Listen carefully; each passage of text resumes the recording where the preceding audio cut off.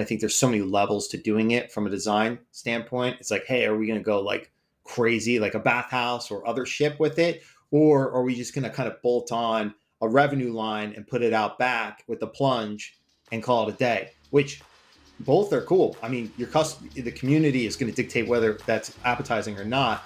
And for some, the latter would be more fun.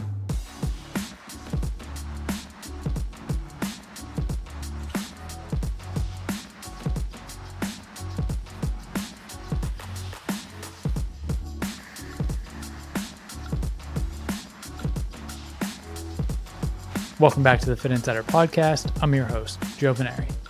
Today I'm joined by Chris Howell, CEO of SPX.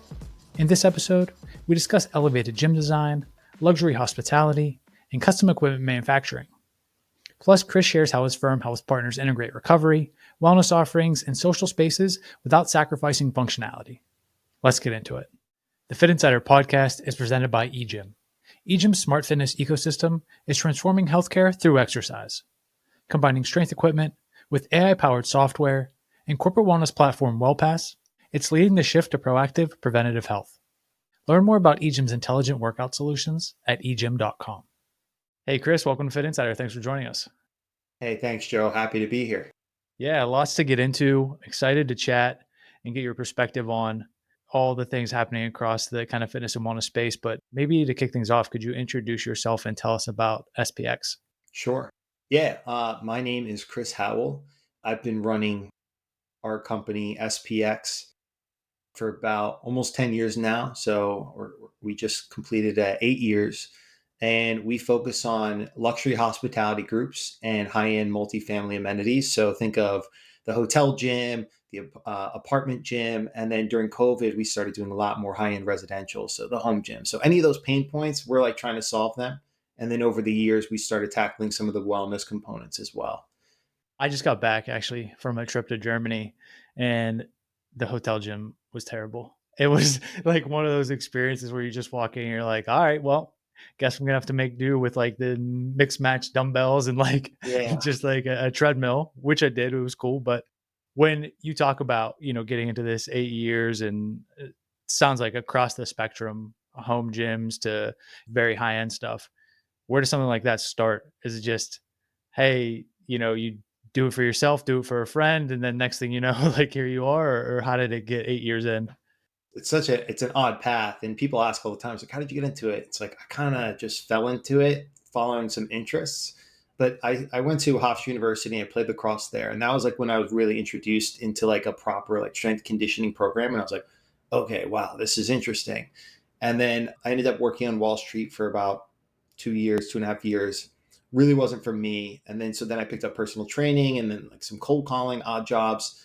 And then I had a really great opportunity with a really large hospitality group where they wanted to, at the time, and this is like so in vogue for you, is like it was group fitness, Manhattan. Is like if you're an instructor, you're basically like D-list celebrity, on the scene. And so like Rumble, Soul Cycle, all that stuff. And the hospitality group wanted to launch kind of like their own group fitness that they could run across all their hotel chains.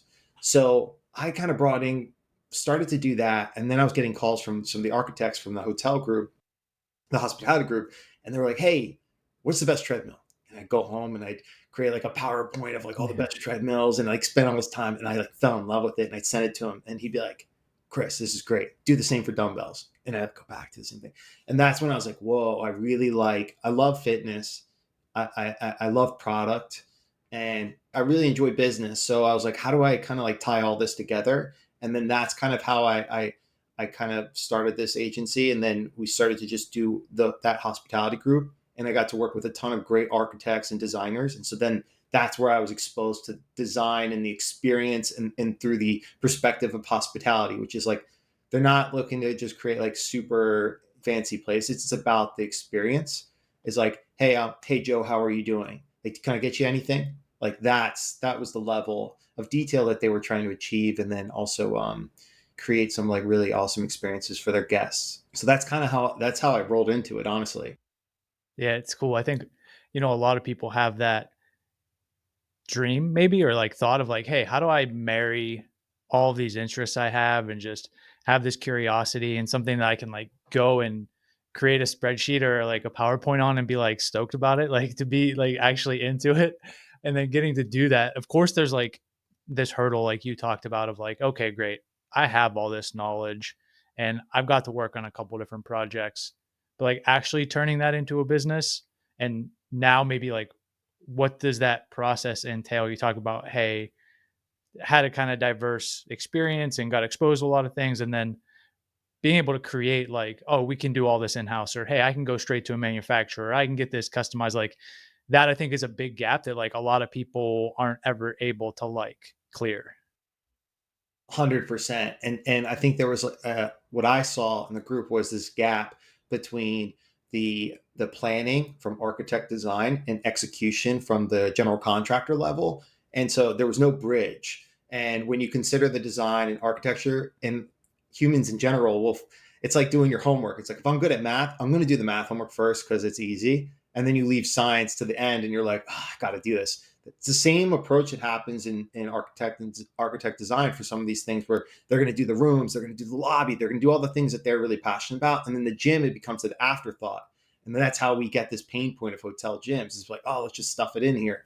So that's where I started to learn a ton about mirrors and mirror elevations and lighting and flooring. And so then mixing the design with the products. And then that's where I think about like 3 years ago, I just was super frustrated with some of the products. And I was like, hey, I want to do like really custom, really exciting things as I was getting more knowledge around it. And so that's where we started doing some manufacturing ourselves for things that I feel that anybody can kind of do, which is like dumbbells, plates, bars, things like that. And you leave the machines and all the biomechanical components to the guys who are like, that's their bread and butter. So that's kind of how we like really fuse the interior design with the custom equipment. And that's been a little bit of our mantra for how we just keep niching down into this space. Thinking about like where it stands today, like somebody gets in touch with you, you're talking about like capabilities. What does that, both capabilities and process, like entail to even say, hey, this is what we can do, and then start to put those pieces together? Yeah, that honestly took probably like 2 years of focus to be like, how do I consolidate? One, what do I want to do? And two is like, how can I explain our range? So we actually have a 9-step process that starts about from, where you sign on for a space or even earlier. So even if someone's like, hey, like we have this great idea, we have a little bit of funding, we can even get on board there and start their concept, like deck and presentation, and then circulate it to brokers. So when we were doing a lot of the group fitness things for like Rumble Boxing, like we had a lot of experience with their early scaling to all their locations. So we had all these brokers involved, and like we knew what they were looking for to get these like anchor tenants on their develop, like in these really like nice spots. So we take that experience and bring that over into like that first step. And even if they're post LOI and they're like ready to go, we'll get on and we just hear what they're saying. And we're like, okay, let's codify this concept into like a real plan. Not like, hey, we're going to do all these wild things. And it's like, okay, that's going to cost like $12 million. So like, let's boil it down to like, what's your mission? What's your purpose here? What are you trying to do? And then we just extrapolate and like Occam's razor, all the stuff, and just be like, cool, this is what we're going to execute on. And then we take them through then the classic stuff, the layout, the equipment. And then we do have interior design in-house. And that's something kind of a little bit newer the past 12 months, is that we'll just take on an interior design client now, which has been kind of cool for like a wellness hospitality group, or just for the gym, or for the wellness area, or the lobby, or the entryway. And then we'll spec like the 4 walls during that design process at a light level. And then we'll generate a 3D where people will sell those pre-sell memberships, pre-sell apartments, condos, things like that. And then we wrap that up and price it, and then start working on procurement and managing the cash flow, the schedule, and then the install. And so it's very like white glove turnkey. It's like, if we engage, we're just going to sprint you through this process. Then the other capabilities and things that people are like, hey, can you help us like open? Like, how do we look at like day 0 to day 90? What does that look like? So we'll have like these operational add-ons that we have like a guy on our team who really like takes you from 0 to 90 to get P&L set up, opening and closing checklists. It's like, how frequently do you change in the toilet paper in the bathroom, down to that minutia. And that's probably as far as we'll go managing things. But that core 9-step process is really what that's our core offer. Like that's what we're offering people. Yeah. To hear you explain it, it resonates with me a lot because we kind of, in a way, think about like Fit and Fit Insider as like some people do parts of these things, but nobody but us could really do this whole thing because it's such a unique kind of expertise and insight and skill set across. It's like, yeah, could somebody design it? Yeah, but do they know what it is in practice to use Yeah. it and what a broker might need when they look at it? And then that against costs. Like, do you think about it that way when both putting these things together and choosing projects? Like, hey, we are uniquely qualified, probably one of a very small group of people who could execute this, and like that not only sets you apart, but then helps with like the decision making process of like, hey, we do want to work on this versus we don't, or we're not a good partner for it because we can't do X, Y, and Z, or we don't want to do maybe those pieces of it. 100%. And I liken it to like I'm married and I've been married, so I don't know what it's like to date that much anymore. But I imagine this is that when you're dating somebody, it's kind of pretty quickly, you know, if there's potential or not, and you're just like aligned or misaligned. And we get that all the time. It's like happens like quite quickly when we run through this 9 steps. It's like, so how does that feel? Is that, and then you start being like, whoa, we have this, we have that. And we're like, okay, well, let's back up. What are you looking to do? You sounded like, you know, you've been doing the same thing and now you want to do something special and you want to get people talking about it, right? And they'll be like, yeah, but you know, can't I just go to Rogue? You absolutely can, right? And so we're super transparent. It's like if there's not a good fit, like I'll be the first one to call it out. I'll be like, this feels like you might just want something that's, you know, a little bit more economical for what you're doing, and that's totally fair. And we're not for everybody. But then there's people that are be like a developer or a hotel, for example, like that German hotel you stayed at. They're like, you know, we have 8 buildings, and like everyone just complains about the hotel. And like we want to acquire a new type of customer, and we're looking to level up. It's like, and we got quotes from other groups, but like we're tired of doing the same thing. That's our customer. That sounds like exactly. It's like, yeah, we can crush this for you.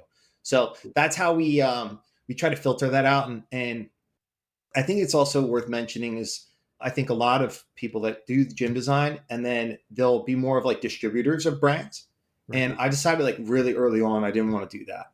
So the brands that we'll place and stuff, you know, sometimes we don't make any wholesale or anything on it, where we just think that it's the right brand. And that's why we come in as like a consulting basis. And so that's why I felt like I had to create a massive value prop of more of this, like, hey, we're going to help. Like, this is how we're going to help. We're not just doing a layout and equipment and see you later. We want to come in and just be like real partners for you during the long run. That's why we want to partner from LOI to the whole thing, because there's so many questions that come up and decisions. So that's that. I think that's kind of important to know is like how I don't think there's a lot of people that do it like that.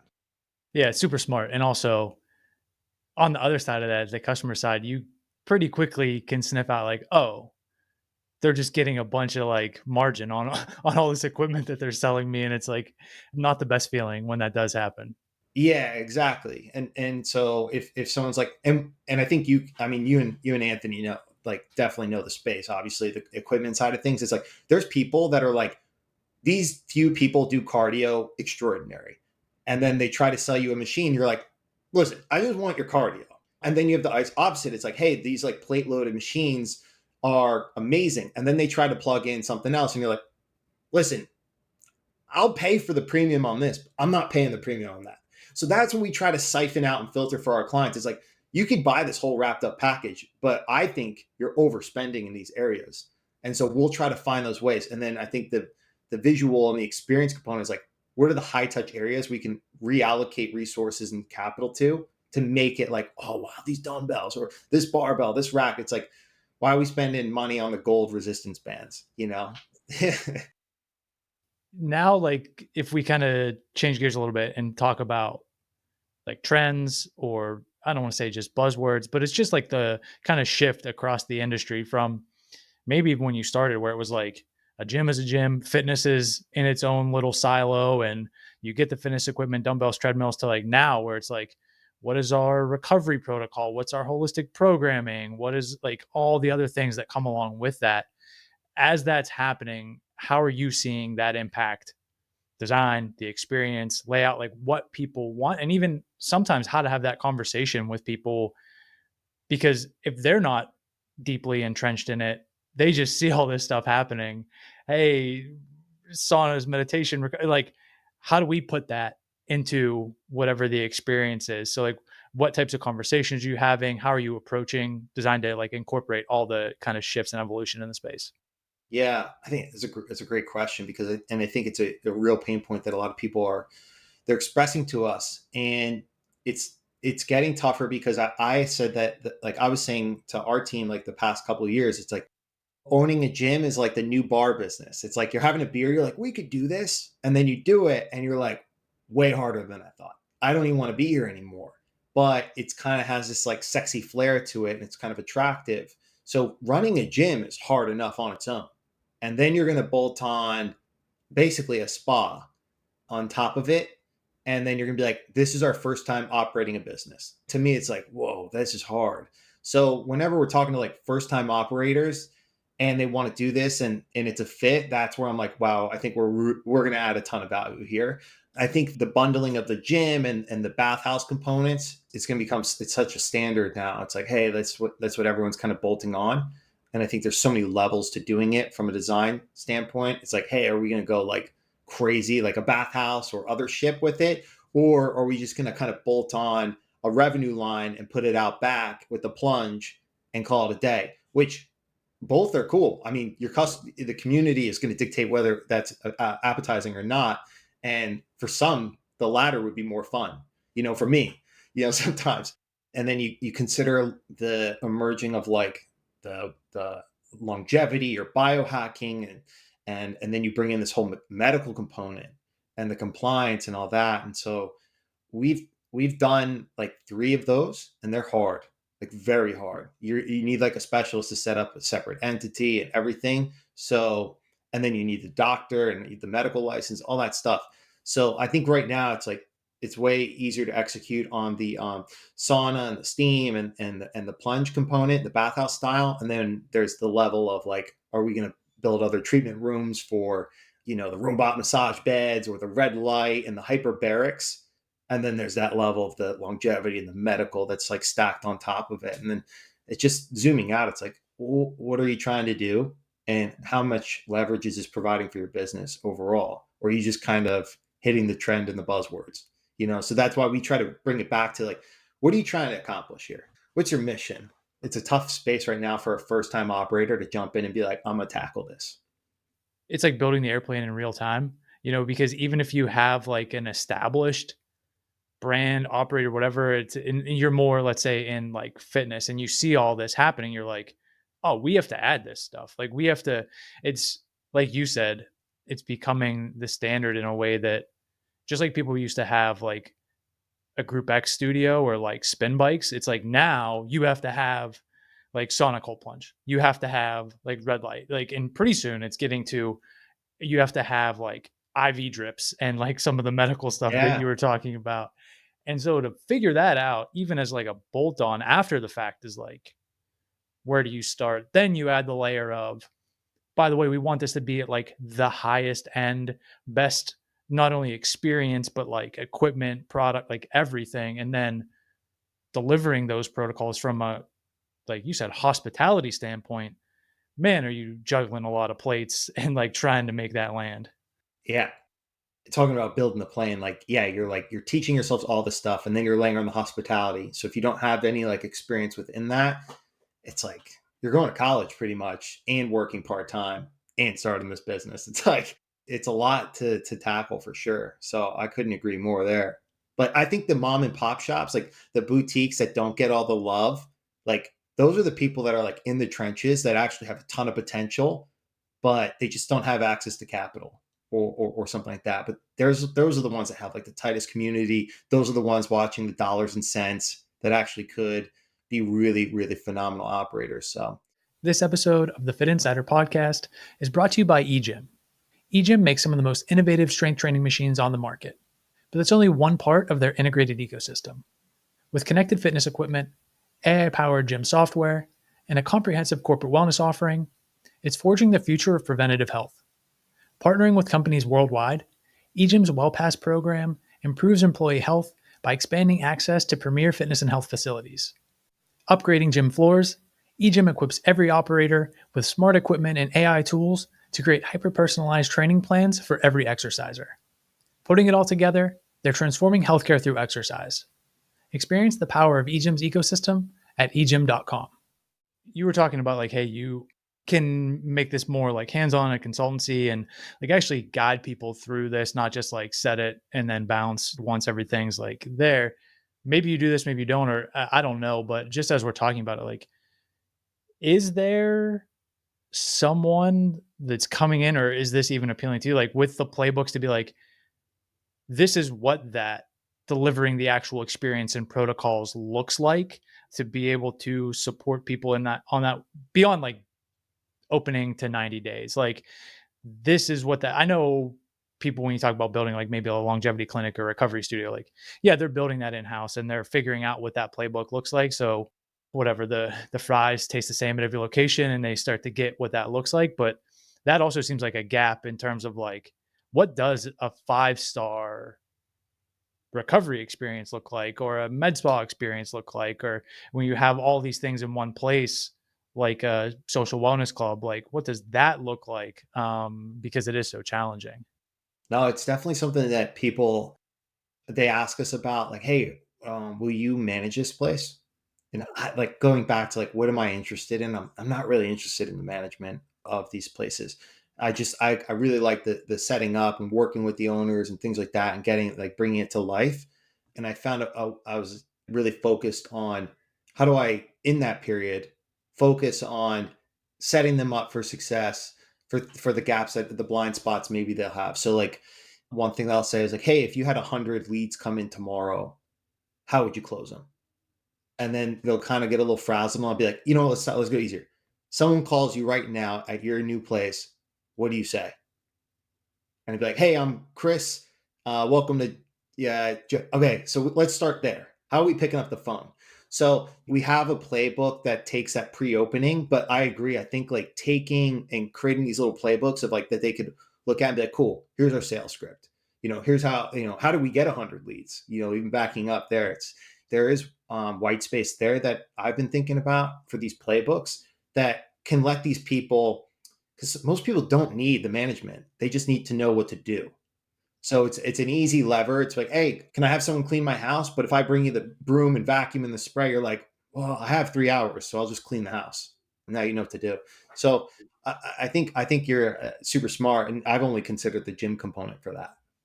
For better or for worse, in my head anyway. Can I start a business that does this? Can we Yeah. launch something into that? But we keep saying 2025, no new hobbies, like no new businesses, Yeah. no new side businesses. The another thing I wanted to ask you about was like, I can't imagine how often it comes up that you guys see it, but with probably each client, it's like them discovering it for the first time. Like the difference between like functionality and like design, like this looks good versus like this actually works in practice. Do you have like a philosophy or perspective around that to ensure like, hey, like you can get in there and like use this stuff and actually get a good workout or good experience versus just like it looks good on the website? 100%. And I would say, like, going back to making those decisions that we believe are right for the client, is we balance it with what we think our core ethos is like, we always say is like, would you work out in this gym? So when we hear the clients like, hey, we don't know if we want like a half rack, immediately we're like, whoa, why did you reach out to us again? So we're trying to figure out ways to obviously create the form and function. That's super important to us. So even at the end, it's like, hey, we're like, we want to be excited looking at the layout of the client, like get off the call and be like, this place would be fun to be great, get a great workout in. So we always are joking, it's like a good place to get some work. And I think that's where like the manufacturing kind of thing about 3 years ago, I would see the same Pinterest mood board from designers or from owners. And I'd be like, man, this is great. It looks good. But I don't know how long, like for what you've talked about utilization and how many members you want, how long these are going to last. So we recently did a club in California where we made all the stuff a super specific Pantone to that brand. and it kind of gave them that same vibe. It saved them a ton of money. So when I say custom, I'm actually like hitting the mark between the overpriced things and hitting a piece that's like super unique and bespoke, but a little bit more of custom than say like Rogue Fitness, for example, but has the function, but it also has the look. So they're still urethane dumbbells, right? So they go up to 150 or whatever you want it to do, but they have that look and that photograph well. And it sounds like you're working on a variety of not only sizes of projects, but like different from gym to wellness to hotel to like all these things. I guess, is there something that is like the tried and true you see with every space, with every client that stands out to you? Like this thing, there seems to be some type of misunderstanding or lack of clarity around X, that when you're going into it, like the same problem comes up over and over again, or said differently, like just from like the operator standpoint, like I find myself in that position so often. It's like somebody's coming and like they think this is the first time that this problem ever existed. And you're like, listen, here's where we actually are. Like, let's get on the same page. Yeah. Yeah. Or like they'll be doing too much. Yeah. That'll be like, hey, we're gonna change the game on this one, right? And Yeah. they'll be like, and I'm like leaning in. I'm like, what are you gonna do?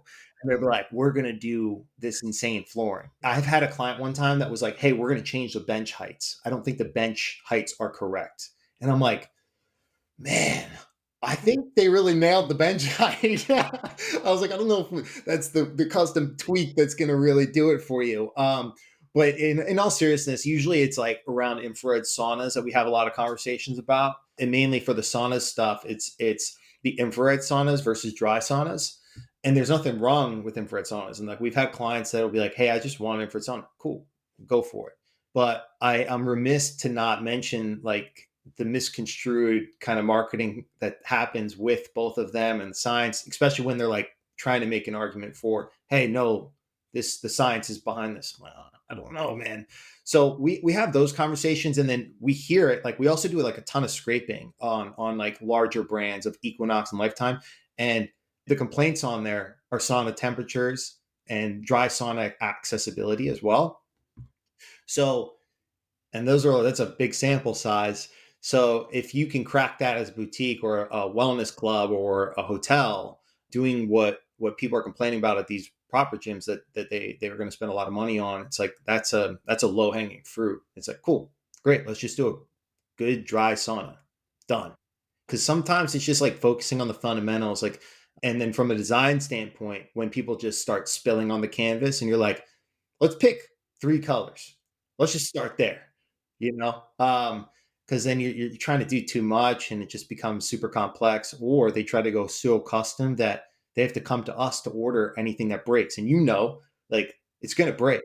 Yeah. Like, there's always going to be something, maybe not the dumbbells and plates, but that's why I was focused on them. But like the machines or cables or anything, it's going to happen. And you don't want to be tied to me. You want to be able to make a quick Amazon purchase to replace it. Like if that's the case, or just do that. So yeah, there's definitely some things that we're constantly being like, hey, people prefer the dry sauna, or just stick to that natural bench height that's been out there for the past like 80 years.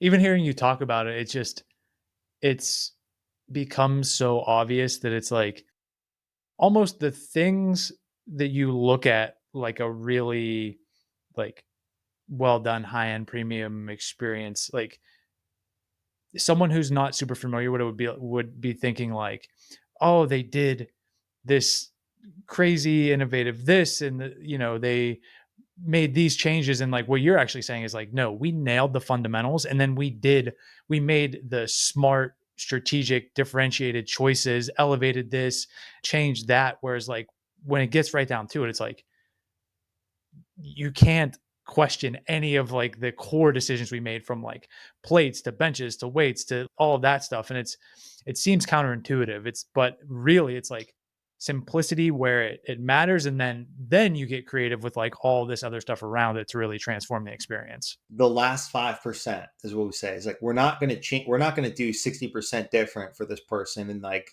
because we're also trying to match expectations of the member, the guest, the tenant, or whomever the customer that's going to come into your space.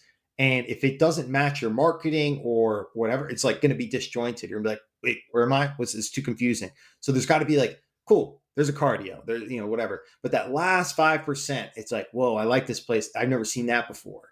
And that's enough to get people to be like, tell more than one other person about the space or the thing, or share it.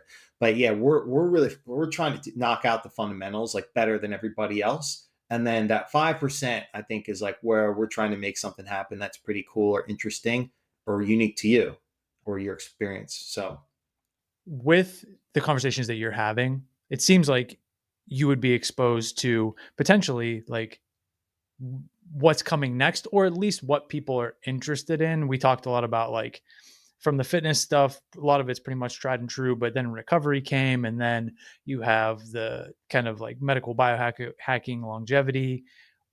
Are clients, have they already started to raise new things to you? Are you hearing people ask about like, hey, could we do this, in terms of like what other things might be added to this fitness, wellness, hospitality experience? we probably have had like 50 sales calls this month alone. And the echoing of the bundling effect is just so overwhelming of the wellness component. And like wellness, could be the bathhouse, it could be more treatment room style, but the co-working, like they're really trying to create this vertically integrated thing where like you come for your workout, maybe you're not staying there the whole day, but maybe you're taking your first call there, and maybe you're getting a coffee. So it's like light F&B, which seems to be is like the people that are, they're like, hey, listen, we're either going to partner with somebody that's good at this, but I'm not going to take the F and the on the B. I'm going to be focused more on the beverage, which I obviously I'm like, yeah, that you should do that. But yeah, there's this massive wrapping that's happening, and so people like have their own components that they believe it should be, like the co-working, the wellness, the gym, and X, and maybe that's where they're trying to find differentiation there, but it's more, too many people I think are just, they're like focused on the features, and that's what sounds so echoey to me, and like I'm having the same conversation over and over, is that it's sauna, gym, wellness, co-working, this and that, versus I had one call that was like, I just want people to feel like they're at home.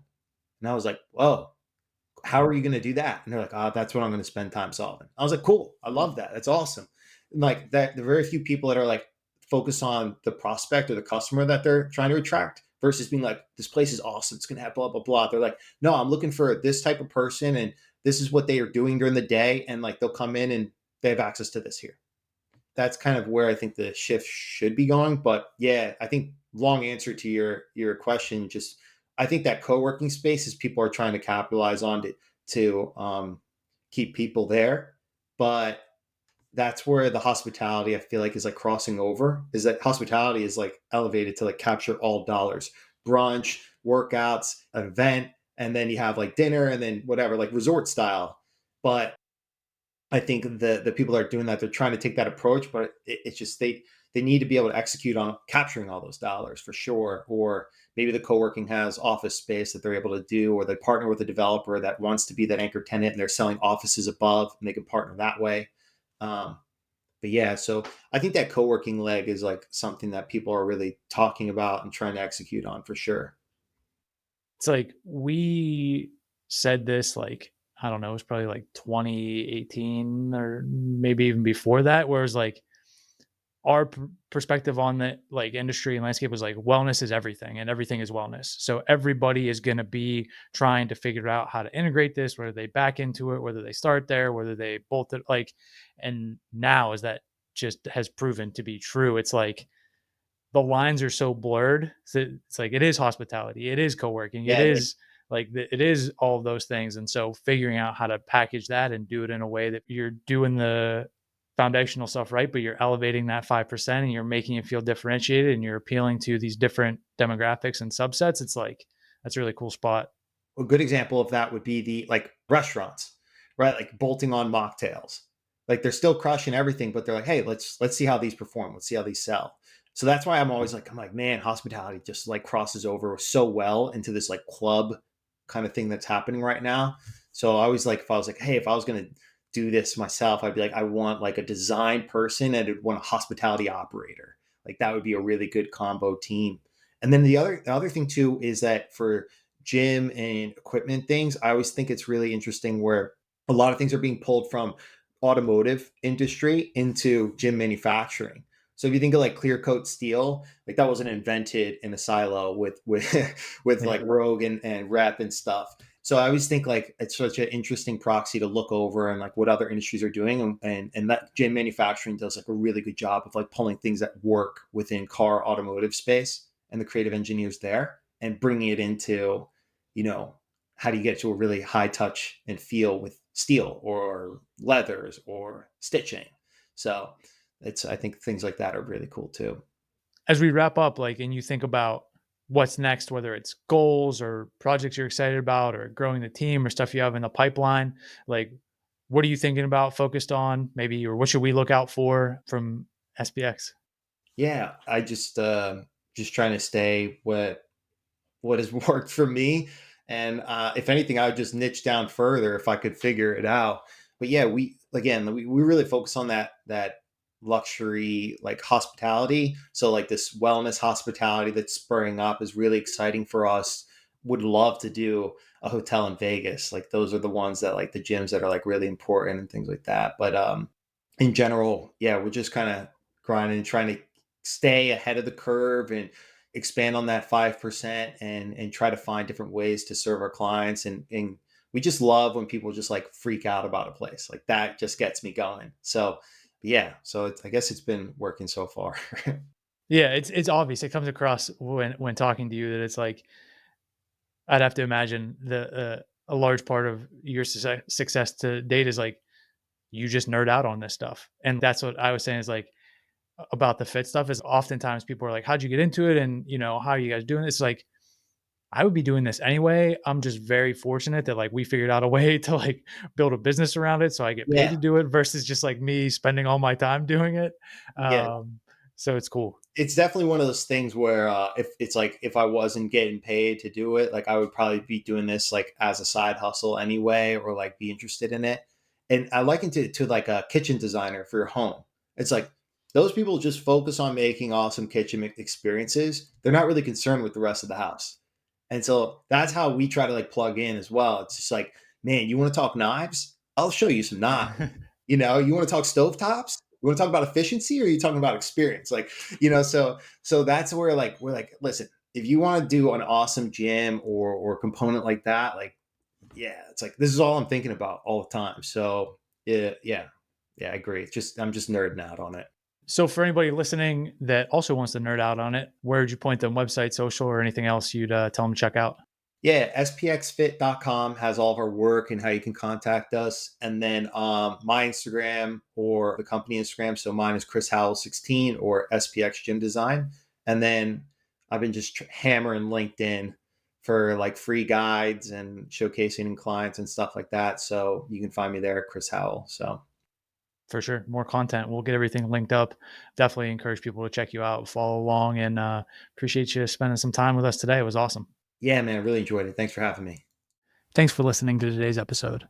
If you got value from the conversation, please consider subscribing and sharing the podcast with a friend or colleague. It's a massive help. And if you want more content like this, including news and insights on the latest industry developments, subscribe to the Fitt Insider newsletter at insider.fit.co. And one more thing, you can learn more about our recruiting and consulting services at fit.co. That's FITT.co. I'll see you here next week.